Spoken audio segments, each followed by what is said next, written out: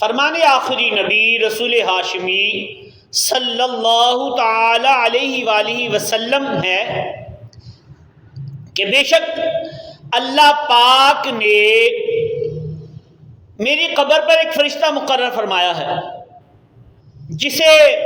تمام مخلوق کی آوازیں سننے کی طاقت عطا فرمائی ہے۔ جو کوئی مجھ پر درود پاک پڑھتا ہے تو وہ مجھے اس کا اور اس کے باپ کا نام پیش کرتا ہے، کہتا ہے یا رسول اللہ صلی اللہ علیہ وسلم، فلاں بن فلاں نے آپ پر اس وقت درود پاک پڑھا ہے۔ سبحان اللہ سبحان اللہ۔ تو درود پاک پڑھنے والا کس قدر خوش بخت ہے کہ جس کا نام مع ولدیت بارگاہ رسالت صلی اللہ علیہ وآلہ وسلم میں پیش کیا جاتا ہے۔ یہاں پر ایک بہت پیاری اور انتہائی ایمان افروز بات سماعت فرمائیے کہ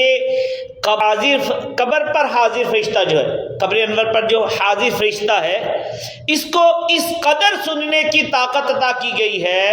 کہ دنیا جہان میں لاکھوں عاشقان حبیب خدا صلی اللہ علیہ وسلم ایک ہی وقت میں درود پاک پڑھتے ہیں، یہ ان سب کی دھیمی آواز بھی سن لیتا ہے اور نام بھی جانتا ہے۔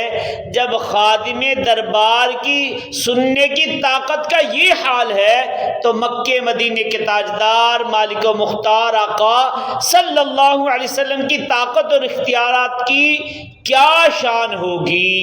وہ کیوں نہ اپنے غلاموں کو پہچانیں گے اور کیوں نہ اپنے در کے منگتوں کی فریاد سن کر امداد کو آئیں گے۔ یا رسول اللہ انظر حالنا،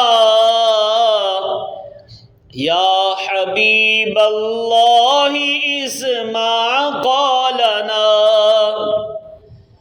اننی فی بحر ہم مغرق، خذ یدی سہل لنا اشکالنا، یا رسول اللہ انظر حالنا، یا حبیب اللہ اسمع قالنا، یا رسول اللہ انظر حالنا، یا حبیب اللہ